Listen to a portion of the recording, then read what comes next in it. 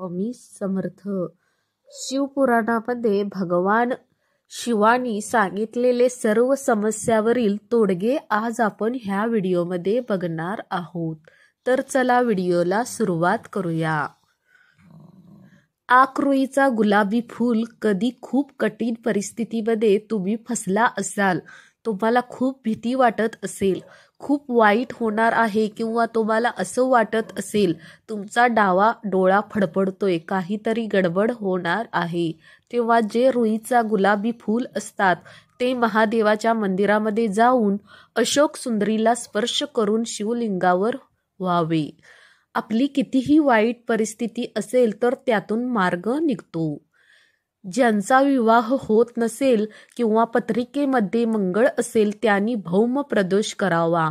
मंगळवारी जो प्रदोष येतो त्याला भौम प्रदोष म्हणतात. कमरेच्या खाली फाटलेला कपडा कधी चुकून सुद्धा घालायचा नाही. ज्याचा कपडा फाटलेला असेल त्याला आयुष्यभर शरीर सोडत नाही, त्याला दरिद्री केल्याशिवाय राहत नाही. भगवान शंकराला दिवा ओवाळला तर ज्ञानाची प्राप्ती होते.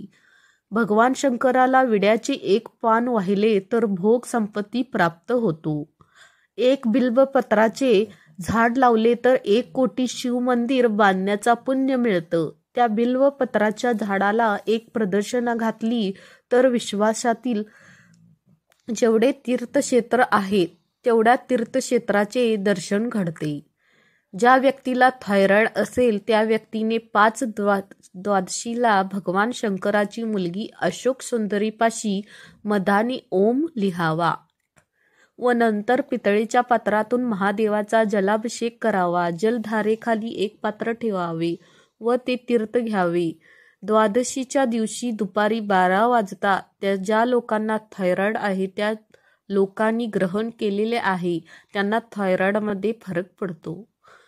जर तुम्हाला शत्रूंनी त्रास दिला असेल आणि तुम्ही त्यावर मात करू शकत नसाल तर शमीपत्राला गंगाजलाने धुवून शिवलिंगावर अर्पण करावे. यानंतर तिथे बसून ओम नमः शिवाय 108 वेळा जप करावा. असे म्हणतात की या उपायाने सर्वात मोठा शत्रू देखील तुमच्या पुढे झुकेल.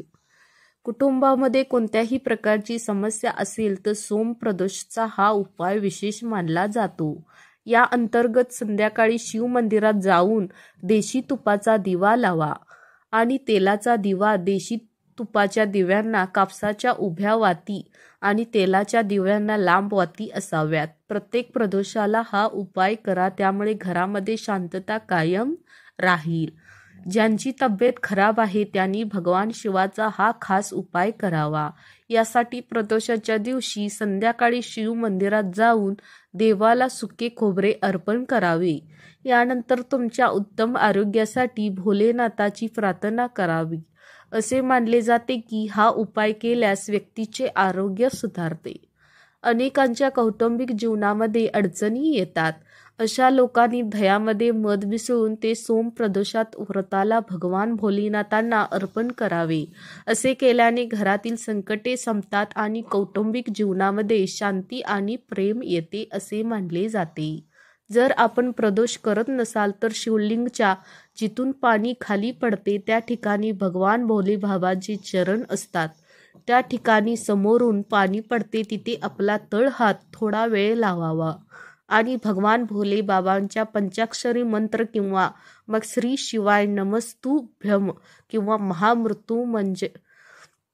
महामृत्युंजय मंत्राचा स्मरण करून आपली मनातील इच्छा भगवान भोलेनाथाला सांगावे.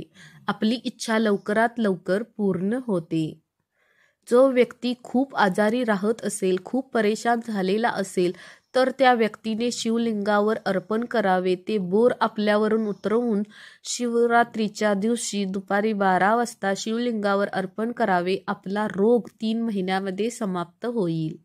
शिवपुराणानुसार धनप्राप्तीसाठी पाण्यामध्ये तांदूळ मिसळून शिवलिंगावर अभिषेक करावा. असे केल्याने पैशाशी संबंधित समस्या दूर होतात आणि कर्जाच्या समस्येपासून आराम मिळतो.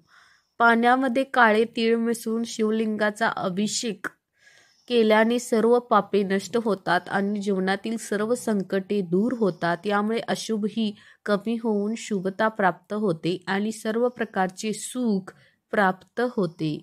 वितरणकडून आशीर्वाद घ्याल. पाण्यामध्ये जाऊन मिसळून शिवलिंगाचा अभिषेक केल्याने आनंद मिळतो आणि पितरांचा आशीर्वादही मिळतो. त्याचबरोबर गहू अर्पण केल्याने वंशा वाढतो आणि कुटुंबातील सदस्यामध्ये परस्पर प्रेम टिकून राहते आणि नकारात्मक वातावरणाचे सकारात्मक मध्ये रूपांतर होते.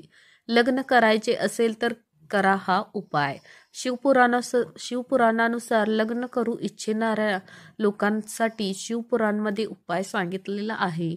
शिवपुराणानुसार अविवाहित व्यक्तीने दररोज बेलाच्या फुलाने भगवान शंकराची पूजा केली तर त्याची इच्छा लवकर पूर्ण होते. जुहीच्या फुलाने पूजन केल्याने कधीही धन आणि धान्याची कमतरता भासत नाही. तुम्हाला तुमच्या कामाच्या ठिकाणी यश मिळेल. शुभ्र वस्त्र किंवा पवित्र धागा भगवान शंकराला अर्पण केल्याने दीर्घायुष्य मिळते आणि मनोकामना सुद्धा पूर्ण होतात. यासोबत कामाच्या ठिकाणी यश सुद्धा मिळते आणि नवीन संधीही मिळतात. जर तुम्हाला हा व्हिडिओ आवडला असेल तर प्लीज चॅनलला लाईक करा, सबस्क्राईब करा आणि असेच व्हिडिओ बघायला विसरू नका. धन्यवाद. श्री स्वामी समर्थ.